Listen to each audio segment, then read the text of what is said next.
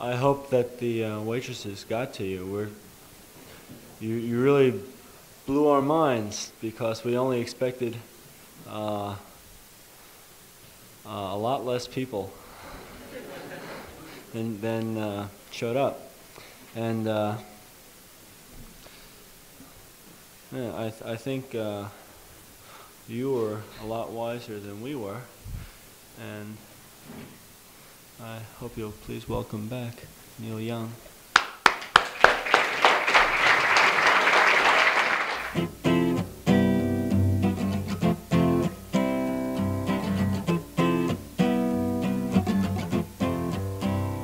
When the dream came, I held my breath with my eyes closed. I went insane like a smoke ring day when the wind blows. Before the Ark was founded, a bunch of churches got together. There were 5 churches. There was the Presbyterian Church, First Presbyterian, Calvary Presbyterian Church, Christian Reformed, this chapel, yes, and the Student Episcopal Foundation, Canterbury. They were all going to start a coffee house. And then, shortly before they all did it, Canterbury House said, so long. And they started the Canterbury House. Did all the big stars of the day. Joni Mitchell, Janis Joplin was there, Tom Rush, Jack Elliott, Dave Van Ronk, etc., etc. And then the Ark goes, well, they had Sunday services at the Ark. So did the Canterbury House. The Canterbury House had their performers perform in their Sunday service. It was really kind of cool. And I think it's pretty weird to see Janis Joplin singing in a church service.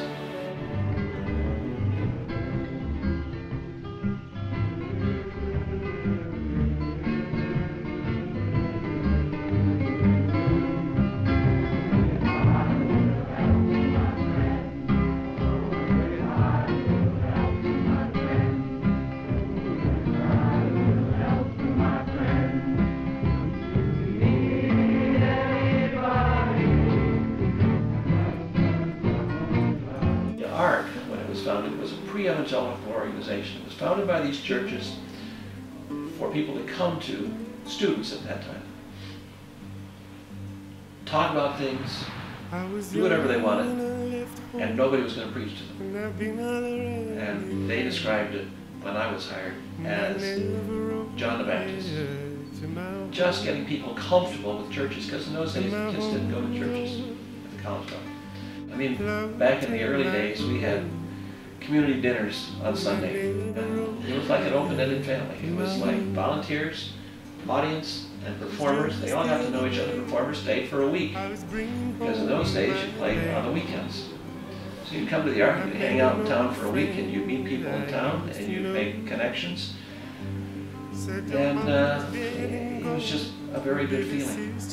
And then the Canterbury House closed in 72 or 73, and we said, well, we have to fill a void here. To me, if you're going to start something in a town, and this is what we try to do with the Ark, you have to fill a void. What's not being done? Why compete head-to-head with something else that's already successful? Why not fill a gap? And once the Canterbury closed, we had to fill that gap and hire some of the people that they had that could fit into our music. So Dave Van Ronk came over to the Ark, and Jack Elliott came over to the Ark, and David Bromberg came over to the Ark. We said, this is the direction we're going in. You search for a direction, you don't quite know what you want to do.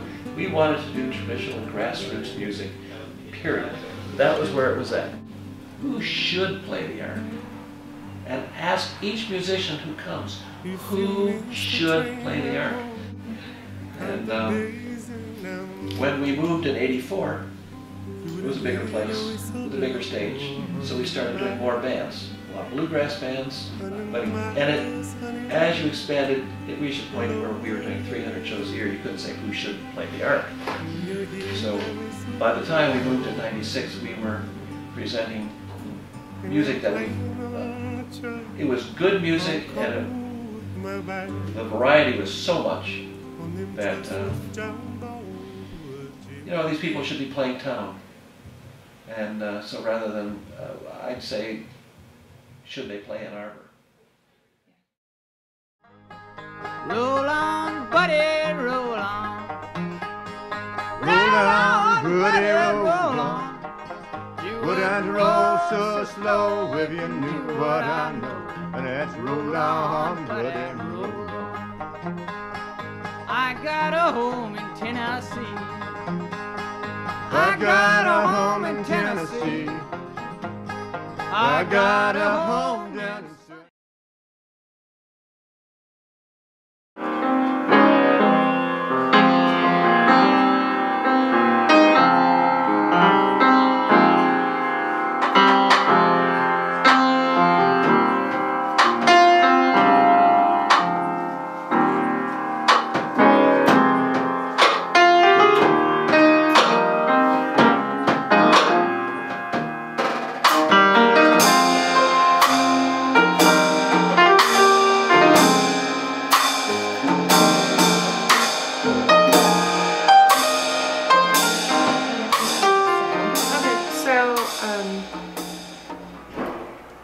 I'm the concert series coordinator at Canterbury House, so I don't have so much to do with the Episcopal Church background, but Canterbury House to me is really about like the musical community that it serves in Ann Arbor, and specifically the music school. It's been probably the most solid community that I've been a part of at the University of Michigan and in Ann Arbor. Tell me you only need a friend.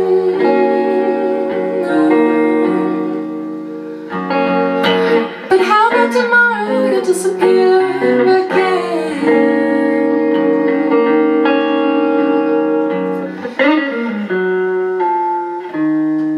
The saga continues, I'll see it through its end.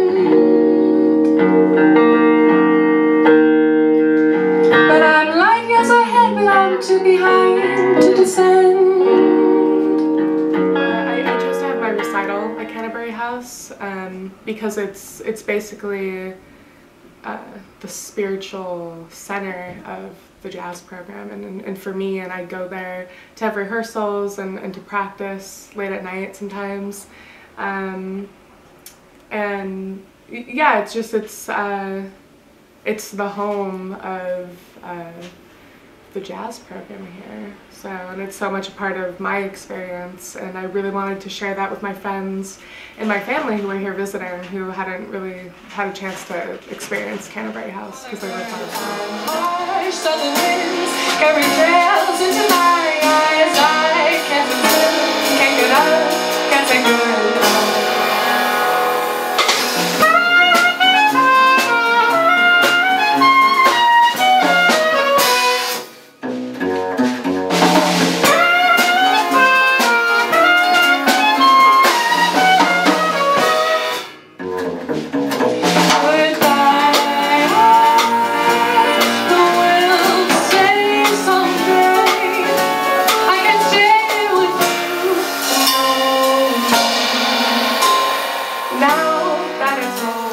I'll come over to Canterbury House to pick something up or drop off my saxophone, and there'll be people there rehearsing just late at night, and then I'll come and hang out, and maybe I'll even play with them a little bit, and then there'll be other people that'll come, or like a professor or something, and it just yields this community of creative people, and yeah, people are attracted to Canterbury House because it's a place to indulge in their own creative fantasies and things that normally might not be perceived well in like more normal arenas, I guess.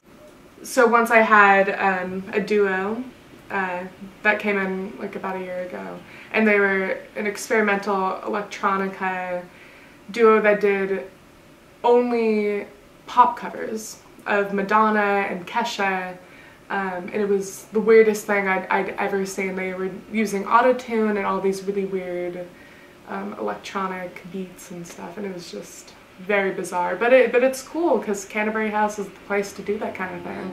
And like the earth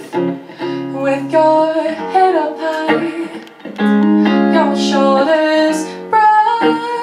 I'm growing stronger, and I know I see you crawl, but baby, I don't care at all for now. From the now, and I know I see you walk, but baby, you've gotta talk to me for now, for now.